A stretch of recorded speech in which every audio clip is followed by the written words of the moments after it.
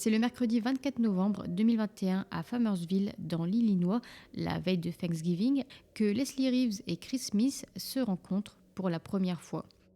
Ils s'étaient rencontrés en ligne 2 semaines plus tôt et là ils se voyaient donc pour la première fois. Et durant leur rendez-vous, ils ont d'abord pris un verre dans un bar au Upton Saloon, puis ils se sont rendus chez Chris pour manger une pizza. Et selon les amis de Chris, ils ont passé un bon moment ensemble, ils étaient joyeux, ils discutaient, tout allait vraiment bien. En fait, les amis de Chris étaient présents lorsqu'ils étaient au bar, car Chris fait partie d'un groupe de musique, il chante, et ce soir-là, son groupe d'amis jouait dans le bar. Alors Leslie a rencontré par la même occasion les amis de Chris. Pour vous parler un peu plus de Chris Smith, c'est un père divorcé de 48 ans. Il travaille pour une entreprise de construction de piscines. Il habite dans un petit village du nom de Farmersville dans l'Illinois et il est bien connu dans la ville. Il est vu comme un gars sympa, décontracté et qui aime passer du temps chez lui pour s'occuper de son jardin. Il cultive notamment des citrouilles et il a aussi des bananiers. Et une fois Halloween, il a même donné des centaines de citrouilles aux enfants de la ville pour qu'ils puissent les peindre. Donc il était vraiment comme ça, gentil, sympa. Et il a aussi un fidèle ami à 4 pattes qui s'appelle Tiki. Quant à Leslie Reeves, c'est une mère divorcée de 2 enfants, elle a 45 ans, elle vit à Troy, à environ 1 heure de route de chez Chris. Elle a une maîtrise en ingénierie et elle a aussi une chaîne YouTube sur laquelle elle poste des vidéos de cours de pilates et d'autodéfense. Elle est vraiment très impliquée dans l'autodéfense, elle partage des vidéos de techniques de défense pour aider les femmes en cas d'agression. Elle prend aussi des cours de tir et elle a même ouvert le All You Studio and Party Place où elle plaide contre la violence domestique. Elle essaie vraiment d'aider les femmes victimes de violences conjugales. Et peu de temps avant le drame, elle a aussi organisé un cours de tir intitulé Girls with Guns. Revenons-en maintenant au drame. Le jeudi 25 novembre 2021, le lendemain du rendez-vous de Leslie et Chris, Nanette Stuber, qui est une très bonne amie de Leslie, commence à s'inquiéter lorsqu'elle ne parvient pas à joindre son amie. Elle sait que Leslie a eu un date la veille et qu'elle s'est rendue chez ce date, chez Chris. Alors forcément, là, elle s'inquiète. Elle se demande s'il ne lui est pas arrivé quelque chose puisqu'elle ne lui répond pas. Nanette décide alors d'appeler le 911 pour qu'il se rende chez Chris et s'assure que tout va bien. Montgomery County Sheriff's Office, this is Jeff. Hi, I'm gravely concerned about my friend. Can someone do a welfare check? Nanette s'est tout de suite rendue chez Chris et c'est là qu'elle a croisé une voisine, une jeune voisine de 16 ans. Elles se sont approchées de la maison et elles ont vu que la porte arrière qui mène à la cuisine est brisée. Et en regardant par la fenêtre, c'est là qu'elles ont vu un corps, le corps de Chris. Elles ont alors à nouveau contacté le 911. Nobody's answering the door, and the back window's shattered, and there's a body, and there's a foot I saw on the floor. I'm only 16, I can't deal with this. Une fois la police sur les lieux, ils découvrent 2 corps, celui de Chris Smith et celui de Leslie Reeves. Ils ont tous les deux été violemment attaqués, blessés par balle. Leslie est malheureusement décédée, elle a reçu une balle dans la tête, elle a été retrouvée dans le salon, tandis que Chris a été retrouvé dans la cuisine et par chance, il a survécu. Il a reçu plusieurs balles, mais il a survécu. Il a été retrouvé à peine conscient et incapable de parler, alors il a été transporté d'urgence à l'hôpital.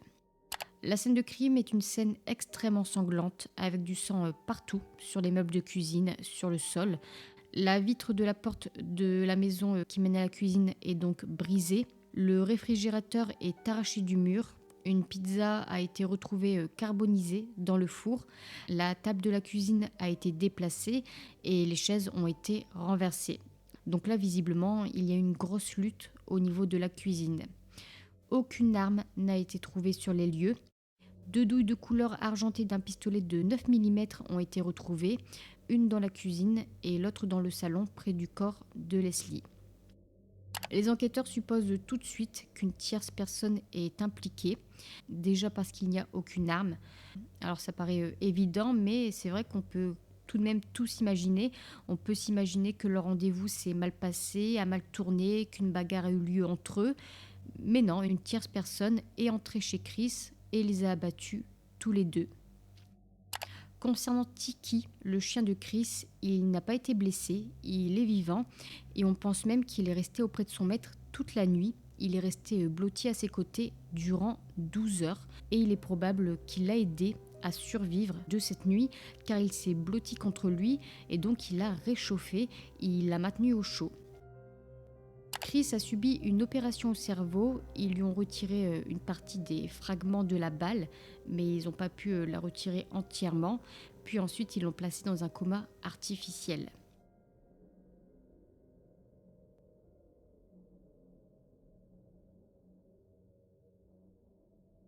Tout le monde s'est rapidement demandé qui aurait pu en vouloir à Leslie et à Chris, d'autant plus que c'est la première fois qu'ils se voient, c'est leur première rencontre, donc pourquoi en vouloir à eux deux ? Eh bien, Nanette, l'amie de Leslie, a raconté que Leslie avait peur d'un ex-petit ami du nom de Robert Tarr, connu principalement sous le nom de Bobby. Bobby Tarr est un père divorcé de 3 enfants et il vit à Collinsville, à 15 minutes en voiture de chez Leslie. Concernant leur relation, je ne sais pas trop combien de temps ils sont restés ensemble, ni comment ça s'est terminé. Tout ce que je sais, c'est qu'au moment du drame, Leslie a décidé de rompre tout contact avec lui. Elle ne voulait plus lui parler, ni lui répondre. Elle voulait rompre tout lien avec lui, car c'est un homme jaloux et qui l'a harcelé. Car quelques semaines plus tôt, avant le drame, il aurait fait brusquement éruption alors qu'elle était en rendez-vous avec un homme.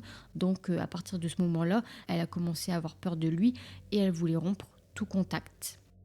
Une autre amie de Leslie qui s'appelle Amy Stenhor a déjà rencontré Bobby et elle n'avait pas non plus eu une très bonne impression de lui. C'est vraiment un homme harcelant avec un comportement imprévisible. Leslie aurait même dit un jour à son amie Amy: je pourrais littéralement être tuée par lui un jour si je ne coupe pas tout contact. Bobby Tarr a donc tout de suite et très rapidement été le premier suspect. Les enquêteurs se sont alors rendus à son domicile à Collinsville, qui est à 1 heure de route environ du domicile de Chris. Ils lui ont demandé de se rendre au poste de police pour être interrogé. Il a accepté, mais étrangement, il n'a pas demandé pour quelle raison. En règle générale, on s'interroge, on s'inquiète un peu, on se demande pourquoi la police veut nous voir. Mais non, lui, il n'a rien demandé. En tout cas, lors de l'interrogatoire, Bobby Tarr a affirmé qu'il sortait toujours avec Leslie. Donc là, il a dit tout le contraire de ce que les amis de Leslie ont dit. Il a ensuite parlé un peu de sa relation avec et il a dit qu'il n'avait pas de problème, pas plus de disputes que ça, pas plus que d'autres couples. You and Leslie have a lot of problems.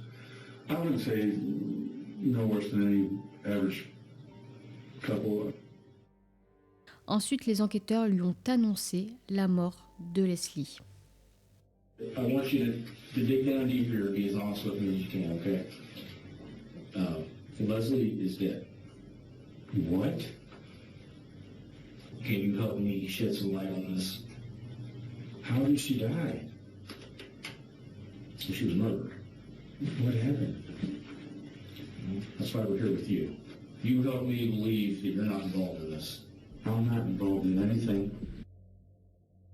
Ils ont ensuite demandé s'il savait où se trouvait Farmersville. Il a répondu que non, qu'il n'y est jamais allé et qu'il n'en a même jamais entendu parler. You know what Farmersville is? Farmersville. No, I can't say that I do. Never been there. I've never heard of it.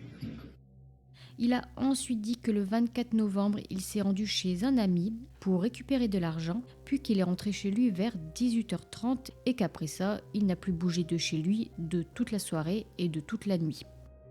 I went to a buddy of mine's house. He left and left me some money out of his shop, and I had to go pick it up. Remember what time he came back?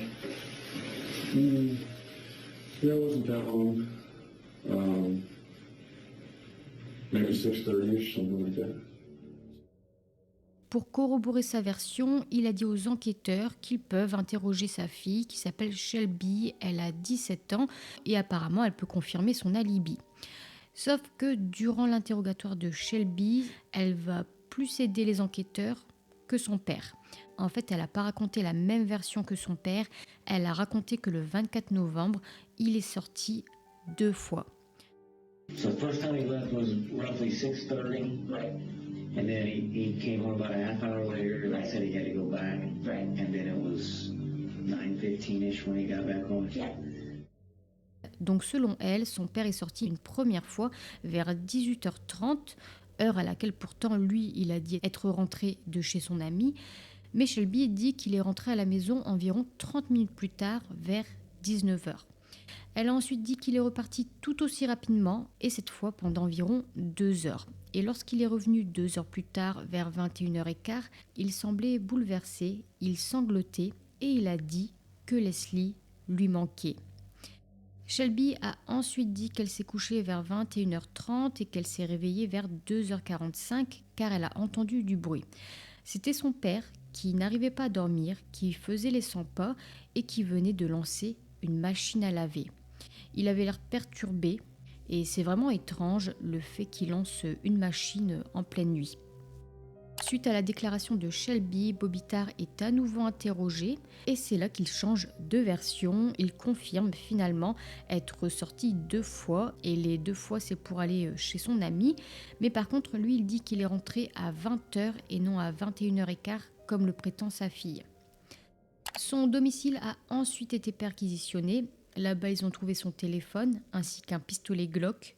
Shelby, elle, avait dit que son père possédait une autre arme de couleur verte militaire et elle a dit qu'elle avait vu cette arme pour la dernière fois le matin du 24 novembre, mais les enquêteurs ne l'ont pas trouvée pendant la perquisition. Yesterday morning, actually, I went to get sauce and it was there. And that was something. He was there yesterday, gone today. Okay. Il a ensuite été découvert via une caméra de lecture de plaque d'immatriculation que sa plaque a été capturée juste après minuit le 25 novembre 2021. Sa voiture a ensuite été vue près d'une station-service, toujours après minuit, où il a fait le plein d'essence. La station-service se trouve près du domicile de Bobby Tarr, à 1 heure de la scène du crime. Donc là, on pense qu'il a fait le plein d'essence pour ensuite se mettre en route pour aller à Farmersville, dans l'Illinois. Et ces images contredisent sa version selon laquelle il est rentré chez lui à 20h et qu'il n'est plus sorti après ça. Les enquêteurs l'ont alors confronté à ces nouvelles découvertes. Ils lui ont présenté le reçu de la station-service. So you're a liar. Because I don't remember doing it. You don't remember being out after midnight when you have told us you are 100% positive. So I got fuel. What does that prove? Ça prouve qu'il a menti sur l'endroit où il se trouvait cette nuit-là. Et ça a suffi pour l'arrêter. Il a été arrêté 1 jour après l'attaque. Et il a aussi été arrêté parce que les enquêteurs craignaient que la vie de Chris Smith soit toujours en danger avec Bobby Tarr en liberté. Car pour le moment, Chris Smith est encore à l'hôpital, il ne s'est pas encore réveillé, donc il n'a pas encore parlé. Du coup, les enquêteurs ont pris les devants, ils ont arrêté Bobby Tarr par sécurité, car ils avaient peur qu'il le tue pour l'empêcher de parler. Par contre, malgré tous ces mensonges autour de son récit, autour de ses déplacements la nuit du drame, il n'y a aucune preuve physique qui le place sur la scène du crime.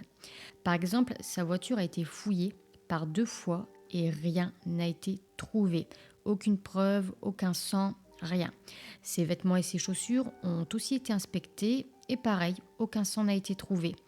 Et au domicile de Chris, là où le drame s'est produit, ni son ADN ni ses empreintes digitales n'ont été retrouvées.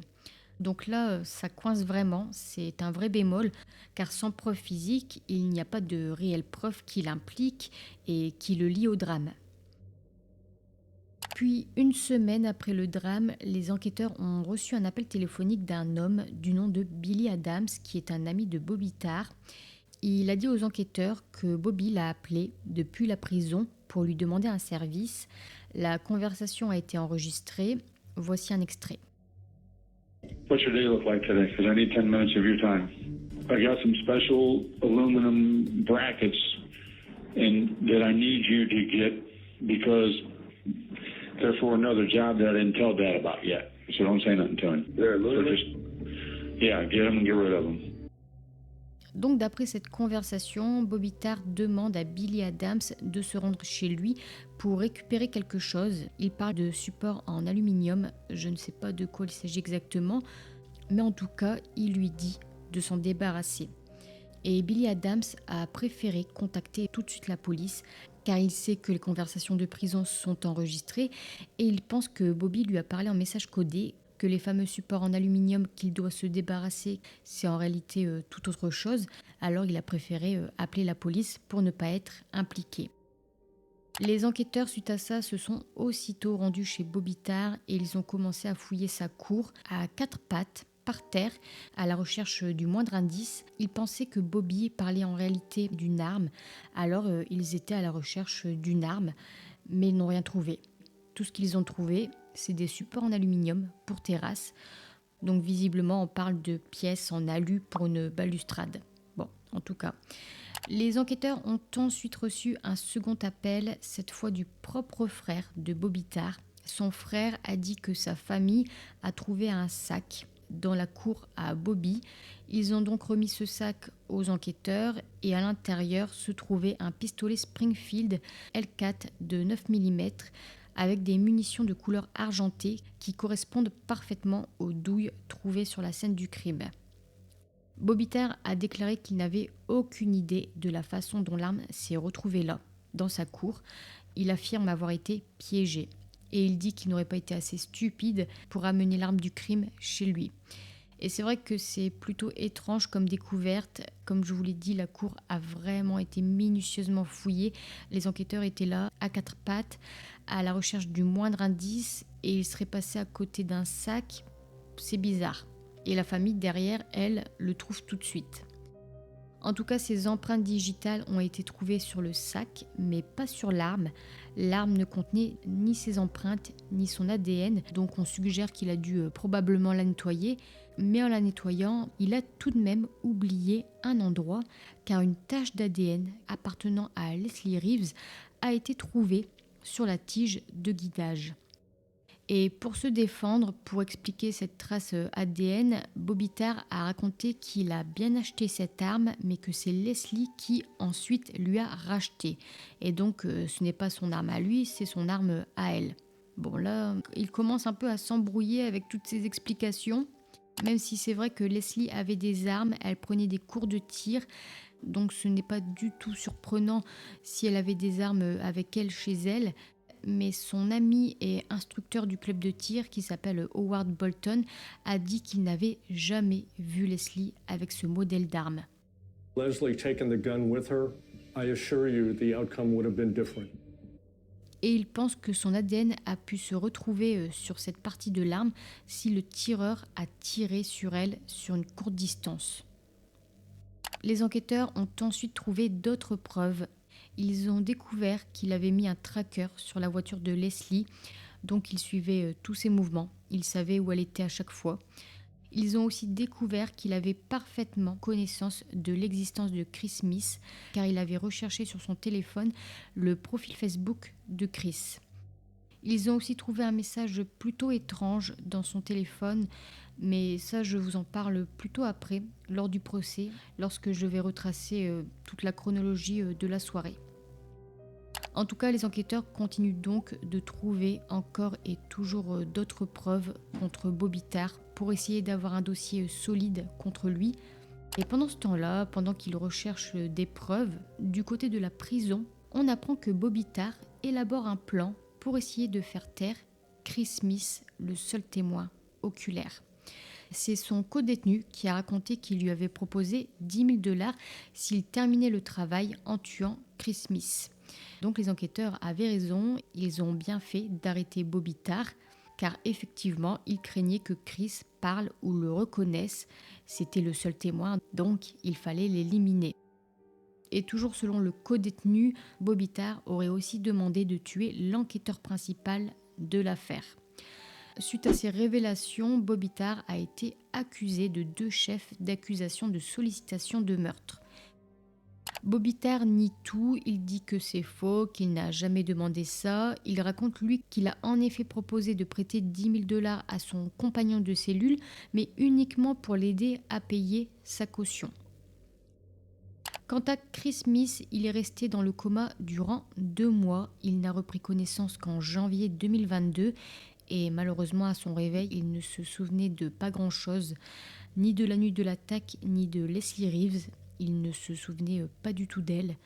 Et comme je vous l'ai dit, il avait toujours une partie de la balle dans son cerveau. Ils n'ont pas tout retiré car elle se trouve à un endroit plutôt dangereux et donc le fait de retirer la balle pourrait entraîner des dommages supplémentaires. Alors les médecins ont choisi de ne pas l'enlever entièrement. Chris Smith est aussi paralysé d'une partie de sa jambe gauche car il a subi 3 AVC ischémiques. Son cerveau n'avait plus d'O2, alors ça a paralysé son côté gauche. Sa jambe gauche est partiellement paralysée de la hanche au genou et complètement paralysée du genou aux orteils. Et à sa sortie d'hôpital, il a suivi une thérapie physique pour essayer de retrouver de la force, pour essayer de remarcher. Il s'est entraîné à la salle de sport presque tous les matins. Le médecin pensait lui qu'il ne pourrait plus marcher, mais finalement, grâce à sa persévérance, il arrive aujourd'hui de nouveau à se déplacer.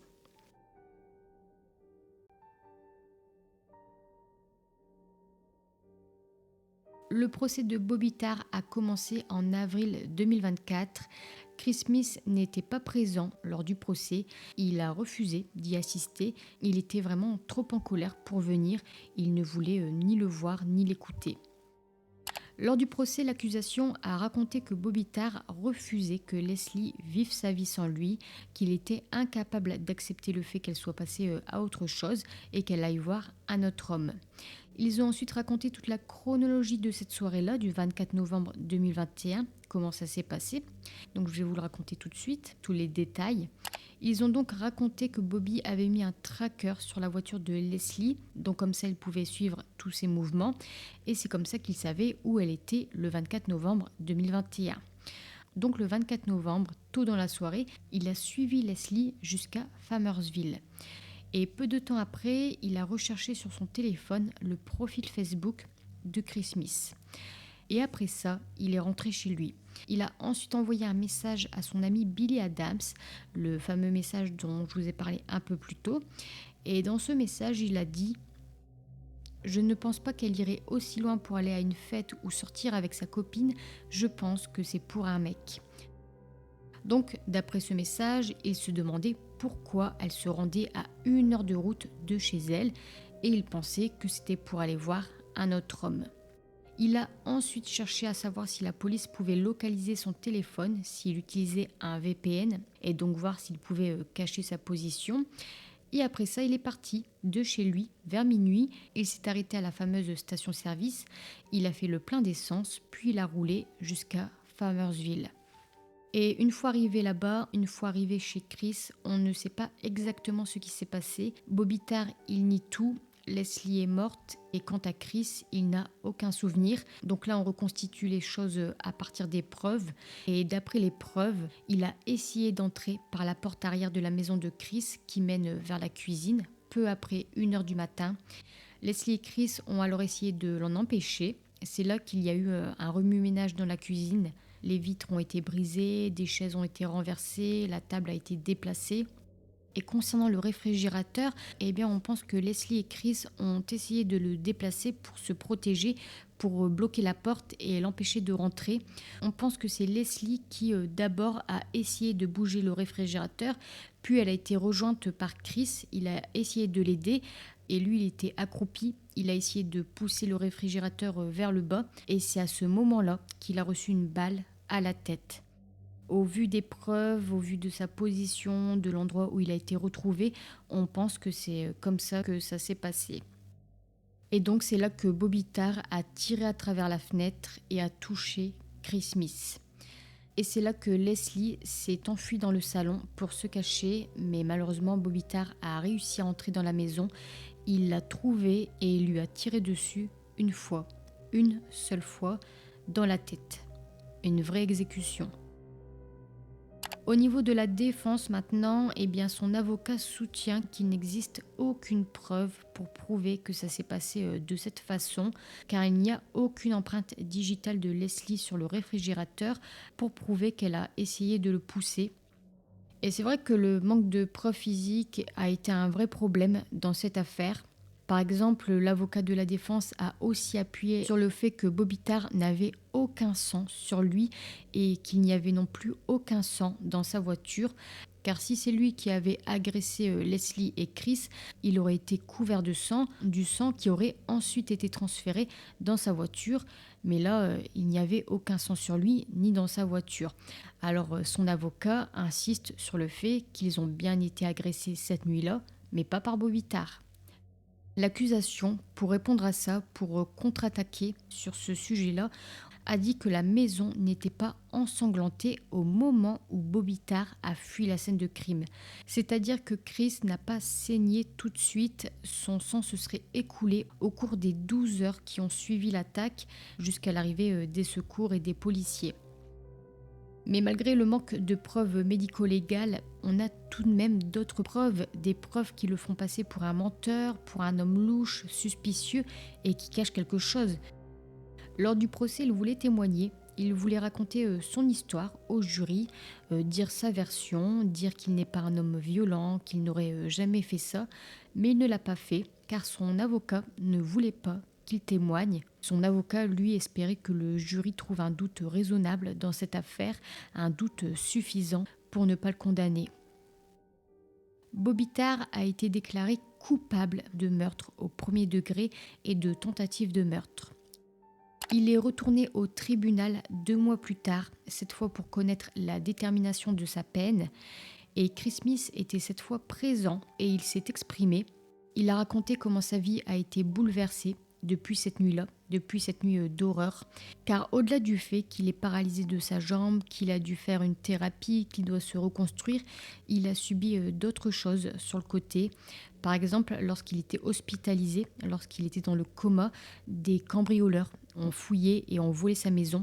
Ils ont pris sa guitare, ils ont pris ses amplis et même sa piscine. Sa maison a ensuite été vendue aux enchères, puis elle a été démolie. Donc aujourd'hui, ce n'est plus qu'un terrain vide. Bobby Tarr s'est également exprimé cette fois et il a affirmé à nouveau son innocence. Il a été condamné à 85 ans de prison.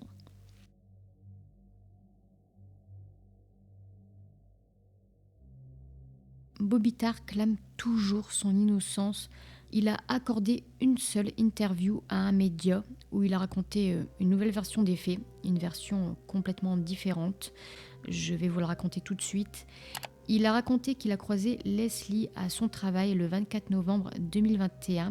C'est là qu'ils ont commencé à discuter et elle lui aurait dit qu'elle a prévu de rencontrer des amis du soir, que l'un d'eux joue dans un groupe et elle lui a proposé de venir avec elle, mais il aurait refusé. Il aurait refusé car sa fille était là chez lui pour la semaine, donc il a décliné son invitation. Puis après ce refus, Leslie lui aurait demandé s'il pouvait la suivre jusqu'à Farmersville car son véhicule n'était pas fiable. Elle avait peur de se retrouver bloquée sur la route, alors elle lui a demandé de la suivre par sécurité. Il a accepté, alors il l'a suivi jusqu'à chez Chris. Ils sont arrivés chez lui vers 19h30, il s'est garé devant, il n'est pas rentré à l'intérieur, puis il est aussitôt reparti. Donc ça, c'est sa version des faits. Et cette version n'a pas vraiment de sens, car selon les amis de Leslie, elle était terrifiée par lui. Elle voulait bloquer tout contact avec lui. Et rappelez-vous, juste avant sa mort, il avait gâché un rendez-vous qu'elle avait eu avec un homme. Donc, pourquoi là, elle lui aurait demandé de le suivre jusqu'à chez son date? Ça n'a pas vraiment de sens. Et dans ce cas aussi, pourquoi n'avoir rien dit aux enquêteurs? Et que fait-il de la déclaration de sa fille? Bien à ce niveau-là, il a raconté n'avoir rien dit à sa fille car apparemment elle ne s'entendait pas avec Leslie, alors il ne voulait pas qu'elle sache qu'il était avec elle ce soir-là. Et lorsqu'il était interrogé avec sa fille, interrogée également dans une autre pièce, eh bien à ce moment-là, il n'a rien dit non plus car selon lui, il ne voulait pas que les enquêteurs lui disent qu'il était avec Leslie. Encore une fois, c'est très étrange, ça n'a pas de sens. En gros, il préfère être accusé de meurtre plutôt que de dire à sa fille qu'il était avec Leslie. Mais en tout cas, ce qu'il faut retenir de cette déclaration, c'est que finalement, c'est la preuve qu'il admet qu'il s'est bien rendu chez Chris Smith ce soir-là. Et le manque de preuves physiques aurait vraiment pu grandement faire défaut à cette affaire. Mais il y a tout de même d'autres preuves qui prouvent qu'il est impliqué dans ce drame. Il a mis un tracker dans sa voiture, il savait où elle était à chaque fois, il a menti sur ses déplacements la nuit du drame, il a aussi fait une lessive la nuit du drame, il y a aussi les preuves téléphoniques et d'autres éléments encore. Et à ce jour, il attend toujours son procès pour sollicitation d'accusation de meurtre, puisqu'il avait comploté pour tuer Chris et pour tuer un enquêteur. D'ailleurs, concernant Chris Smith, après sa sortie d'hôpital, il a eu un retour à la vie réelle plutôt difficile. Comme je vous l'ai dit, sa maison a été cambriolée et à côté de ça, il a dû aussi se réhabiliter. Il a été à la salle de sport tous les jours, il a essayé d'apprendre à remarcher. Il a dû retourner vivre chez sa mère, il ne pouvait plus s'occuper de lui tout seul. Du coup, elle l'a aidé dans son quotidien. Et durant cette période, il a dû laisser aussi son chien Tiki. Je ne sais pas à qui, mais apparemment il vivait à proximité, alors il se voyait assez souvent. Mais Chris ne pouvait vraiment pas s'en occuper durant sa convalescence. C'est dommage, mais j'espère en tout cas qu'il l'a récupéré depuis. Et il ne voyait également plus trop sa fille de 12 ans, car sa fille vit avec son ex-femme. Et il y a environ 1 heure de route entre chez sa fille et entre chez sa mère. Et il ne pouvait plus conduire, alors il se voyait beaucoup moins. Mais au fil du temps, au fil des semaines, au fil des mois, il a repris des forces. Il porte un appareil sur sa jambe qui l'aide à se déplacer. Grâce à ça, il est capable de mieux bouger sa jambe et de mieux marcher. Il est aussi redevenu chanteur de son groupe. Il a aussi rencontré une femme qui s'appelle Michelle Albrecht et avec qui il s'est marié. Et il espère devenir conférencier pour raconter son histoire, pour motiver les gens à ne jamais abandonner. Et selon une de ses déclarations, il met en garde les hommes contre leur comportement. Il les encourage à demander de l'aide dès lors qu'ils envisagent de blesser, d'agresser une femme.